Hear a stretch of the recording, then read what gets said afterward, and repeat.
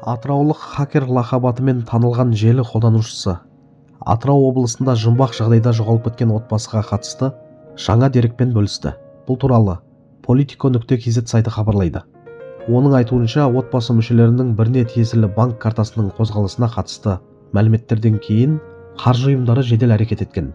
Қазіргі мендегі ақпаратқа сәйкес, бейнежазба отбасы мүшелерінің біріне тиесілі банктік карта Бали аралында тіркелгені айтылған соң, банк барлық шоттарды бұғаттаған.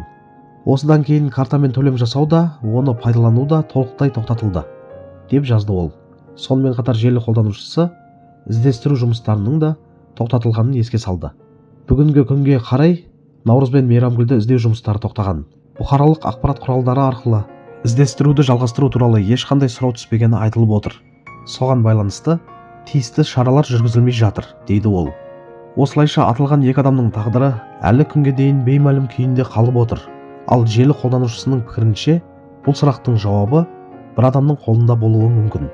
Наурыз бен Мейрамгүл қайда деген сауалға нақты жауапты, менің ойымша, тек Сұлтан ғана біледі, деп түйіндеді ол. Қадірлі көрермендер, бұл ақпаратты асығыс қорытынды ретінде емес, қоғамдағы алаңдаушылықтың көрінісі деп қабылдау керек шығар. Қарапайым халық үшін банк картасының шетелде тіркелуі, шоттардың бұғатталуы секілді деректер үрейлі естілуі мүмкін. Бірақ бұл ресми тергеудің нәтижесі емес, желідегі адамның мәлімдемесі екенін де естен шығармауымыз керек. Қазір адамдар белгісіздікке шыдай алмауы мүмкін. Сондықтан кез келген жаңа дерек үмітте, күдікте тудырады.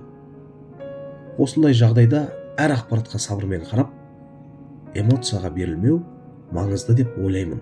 Іздеу жұмыстары тоқтады деген сөз көпшілікті алаңдатқаны анық. Бірақ бұл іс жабылды дегенді білдірмейді. Тергеу мен жедел жұмыстар әртүрлі кезеңде, әртүрлі форматта жүреді. Ал нақты бір адамды айыптау немесе бәрін сол біледі деп кесіп айту, қоғамды одан әрі дүрліктіруі де мүмкін. Бұл істе ең бастысы дәлел мен заң.